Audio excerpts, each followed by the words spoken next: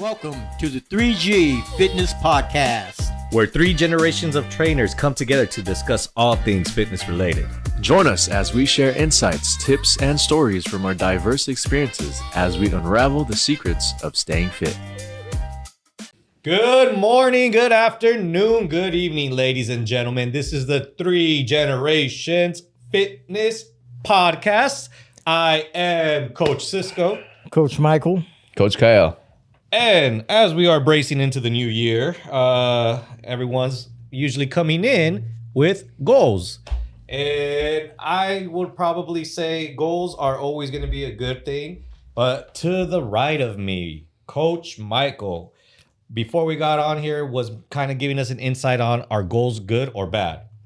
What are the downfalls of goals and what are the positive of goals is I think what we were trying to kind of elaborate more on. But you were kind of like hinting that some goals are probably not always going to be the best. They're not, but the goals are motivators. Goals are motivators. Goals are motivators. We all know that. But let's talk about realistic goals, not unrealistic goals. Okay.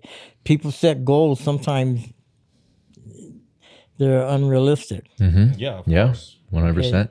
A person that comes in and is way overweight wants to knock 50 pounds off within 2 months, 3 months. Okay, we know that's unrealistic, right? But then there are goals you set to try to get to another level. And I think if you don't get to that level, it's disappointing.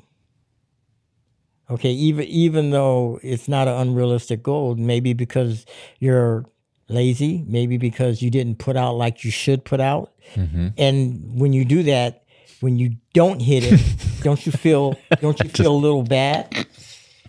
I mean, Cisco's sitting up here laughing. I'm not laughing at you. I'm not laughing at you. I'm not laughing at you. It's about putting out. It's about putting out. No. You know, I mean, Not putting out. I've had a lot of goals in my life set. But let's talk about this then. I mean, Wait, are you talking through experience? Yeah, Did yeah, you let's talk did about you that have a goal that you didn't hit? And I'm talking. elaborate on that. experience. Yeah, what Elaborate on happened? a goal that you didn't hit and how it made you feel. yeah. Okay, for instance, I'll go way back when I felt I set goals when I was competing. That I set goals to achieve, to get to this point, to at least place. Okay. Not to win, but to at least place. I did everything I felt I was supposed to do, and I felt I even worked harder. And I get to the competition, and then boom, it doesn't go the way you want it to go, and you didn't hit that goal. Yeah. You feel depressed. You feel bad. You feel like, man, I did everything I was supposed to do. Now what is it? God, you didn't want me to win, or you didn't want me to place. Now what? So it gets disappointing. You go into a rut. You go into, your next one's coming up in maybe 3 months, 4 months. You don't want to, you don't want to set goals for that because of the failure you had prior to that. See, so sometimes I think goals are overrated. Let's put it like that. I think sometimes they're overrated because if you don't achieve them, to me, there's a bunch of backlash that's going to happen to you if you don't achieve them and stuff. So I've had just not that. I've had failed goals in my life.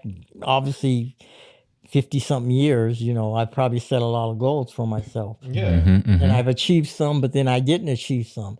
And I think not achieving them hurts more than achieving them, to me. Well, I don't think when you achieve them, it hurts, but... Yeah, for sure. I mean, you know what I mean. Well, don't you look at it more as what, like, you failed?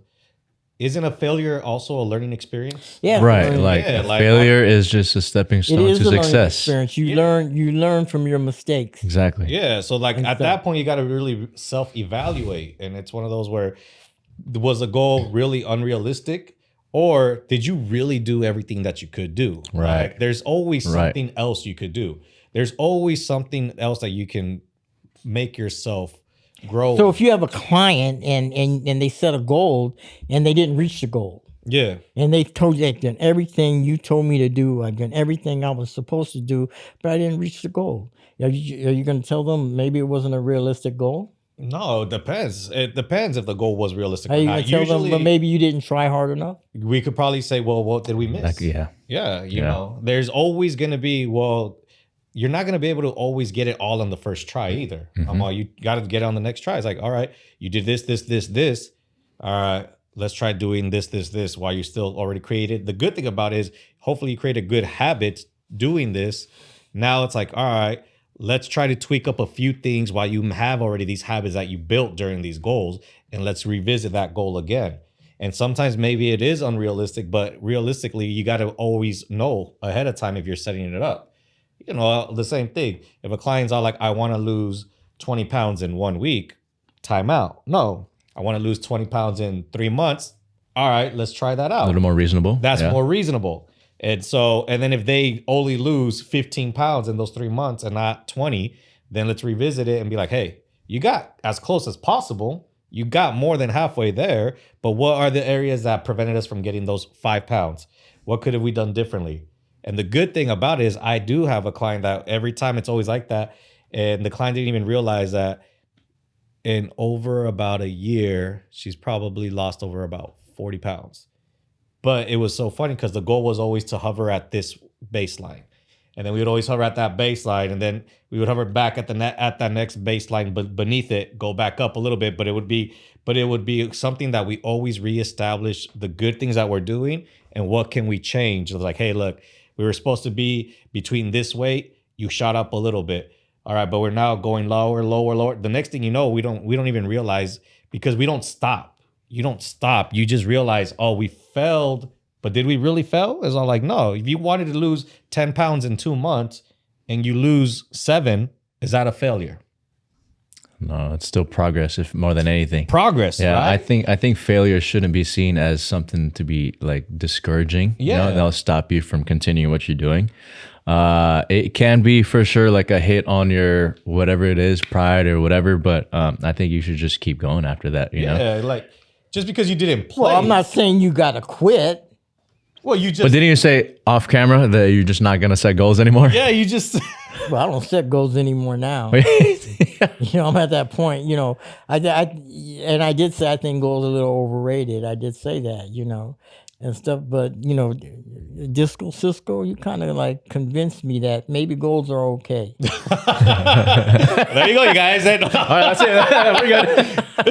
That is settled. Yeah, but that's why. See, yeah, man. This is what a one-on-one training session feels like. Imagine Yeah. 50 more minutes. Damn. A little personal taste right there. Personal taste. See, but like I said, you always got to see, because it's one of those where, let's go back to what you mentioned earlier. You said about you didn't place. You felt like you did everything. I'm all like, all right, look back at everything. Did you really do everything? And not just that, like, you got to put other factors into it. You know, you are setting a goal. You specifically, Michael Joaquin Felcher, you specifically said you're trying to do like a powerlifting goal. You're freaking in your 60s, bro. It's going to be hard. Yeah. Maybe your goal was not as realistic as you thought that's it true. was. Yep.